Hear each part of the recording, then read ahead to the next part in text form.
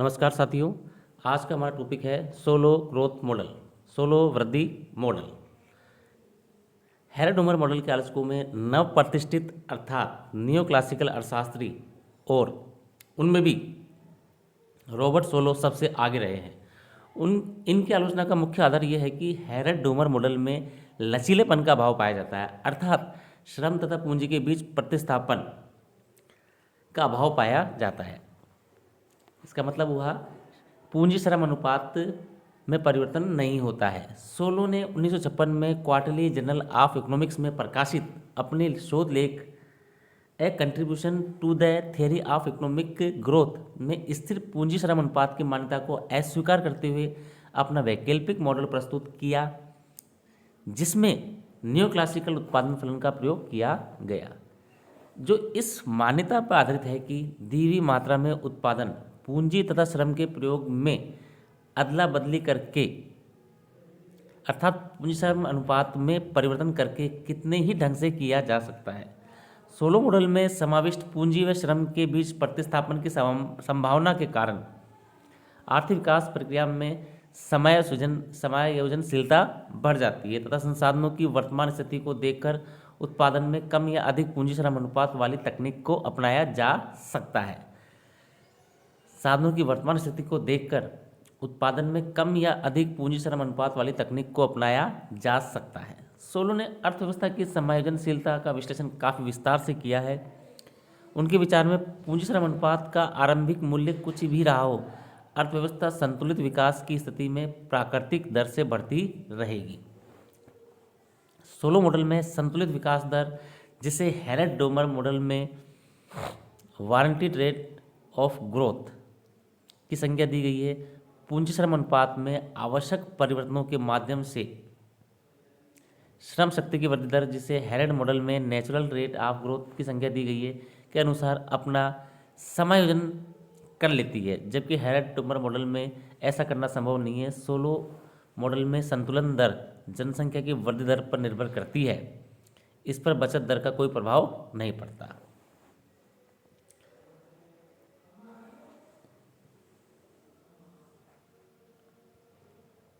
Solo ने अर्थव्यवस्था की एक बार दोबारा देखेंगे। सोलो ने अर्थव्यवस्था की समायोजनशीलता का विश्लेषण काफ़ी विस्तार से किया है। उनके विचार में पूंजी श्रम अनुपात का आरंभिक मूल्य कुछ भी रहा हो, अर्थव्यवस्था संतुलित विकास की स्थिति में प्राकृतिक दर से बढ़ती रहेगी। सोलो मॉडल में संतुलित विकास दर, जिसे हेरेड मॉडल में वारंटीड रेट ऑफ ग्रोथ की संज्ञा दी गई है, पूंजी श्रम अनुपात में आवश्यक परिवर्तनों के माध्यम से श्रम शक्ति की वृद्धि दर, जिसे हेरेड मॉडल में नेचुरल रेट ऑफ ग्रोथ की संख्या दी गई है, के अनुसार सदैव अपना संयोजन कर लेती है, जबकि हेरेड मॉडल में ऐसा करना संभव नहीं है। सोलो मॉडल में संतुलन दर जनसंख्या की वृद्धि दर पर निर्भर करती है, इस पर बचत दर का कोई प्रभाव नहीं पड़ता। मान्यताएं। पहला, उत्पादन एक संयुक्त वस्तु के रूप में किया जाता है। उत्पादन एक संयुक्त वस्तु के रूप में किया जाता है। उत्पादन का अभिप्राय पूंजी की घिसावट को काटने के पश्चात बचने वाली शुद्ध उपज से है। उत्पादन का अभिप्राय पूंजी की घिसावट को काटने के पश्चात बचने वाली शुद्ध उपज से है। उत्पादन के केवल दो साधनों श्रम व पूंजी का प्रयोग किया जाता है। उत्पादन के केवल दो साधनों श्रम व पूंजी का प्रयोग किया जाता है। पैमाने के स्थिर प्रतिफल क्रियाशील है, अर्थात उत्पादन फलन प्रथम कोटि का समरूप होता है। पैमाने के स्थिर प्रतिफल क्रियाशील है, अर्थात उत्पादन फलन प्रथम कोटि का समरूप है। बचते उत्पादन स्तर का निश्चित अनुपात होती है। बचते उत्पादन स्तर का निश्चित अनुपात होती है। श्रम शक्ति की वृद्धि दर भारी शक्तियों से निर्धारित होती है। श्रम शक्ति की वृद्धि दर भारी शक्तियों से निर्धारित होती है। श्रम तथा पूंजी को परस्पर स्थानापन्न किया जा सकता है, अर्थात पूंजी श्रम अनुपात परिवर्तनशील है। सबसे बड़ी मान्यता, श्रम तथा पूंजी को परस्पर स्थानापन्न किया जा सकता है, अर्थात पूंजी श्रम अनुपात परिवर्तनशील है। कीमतें और मजदूरी लोचपूर्ण है। कीमतें और मजदूरी लोचपूर्ण है। अर्थव्यवस्था में पूर्ण रोजगार की स्थिति पाई जाती है। पूंजी संचय एक संयुक्त वस्तु के रूप में होता है। पूंजी संचय एक संयुक्त वस्तु के रूप में होता है। सोलो के अनुसार संपूर्ण अर्थव्यवस्था में एक संयुक्त वस्तु का उत्पादन वाई किया जाता है, जिसका कुछ भाग उपभोग किया जाता है और शेष को बचाकर निवेश में लगा दिया जाता है। सोलो के अनुसार संपूर्ण अर्थव्यवस्था में एक संयुक्त जिसका कुछ भाग उपभोग किया जाता है है और जा रहा है, अर्थात एस भाग एस के बराबर की जाती है, एस बराबर एस वाई बराबर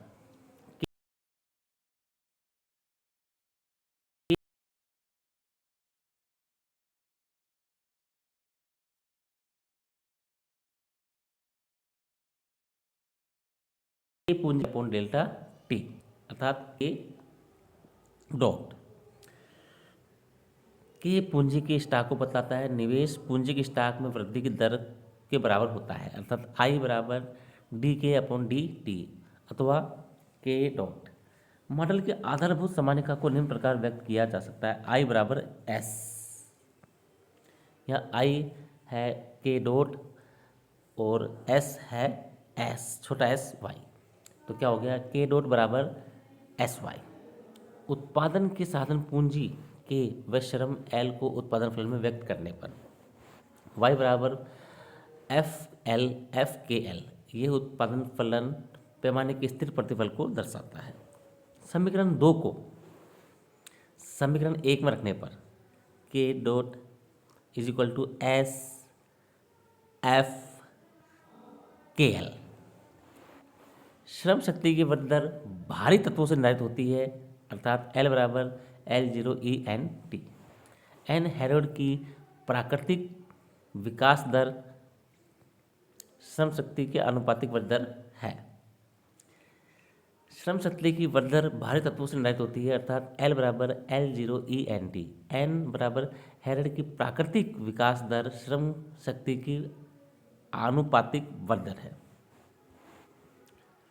समीकरण 4 को समीकरण 3 में रखने पर 16 का मूल समीकरण प्राप्त होगा, के डॉट बराबर छोटा एस एफ के कोमा L0 ENT। एक बार दोबारा देखेंगे, समीकरण 4 को समीकरण 3 में रखने पर 16 का मूल समीकरण प्राप्त होगा, के डॉट बराबर छोटा एस एफ कोष्टक में के कोमा L0 ENT कोष्टक बंद।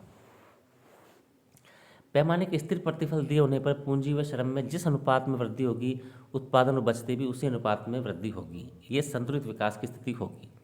पैमाने के स्थिर प्रतिफल दिए होने पर पूंजी व श्रम में जिस अनुपात में वृद्धि होगी उत्पादन और बचत में भी उसी अनुपात में वृद्धि होगी, यह संतुलित विकास की स्थिति है। धन्यवाद साथियों, आगे का भाग हम अगले वीडियो में देखेंगे।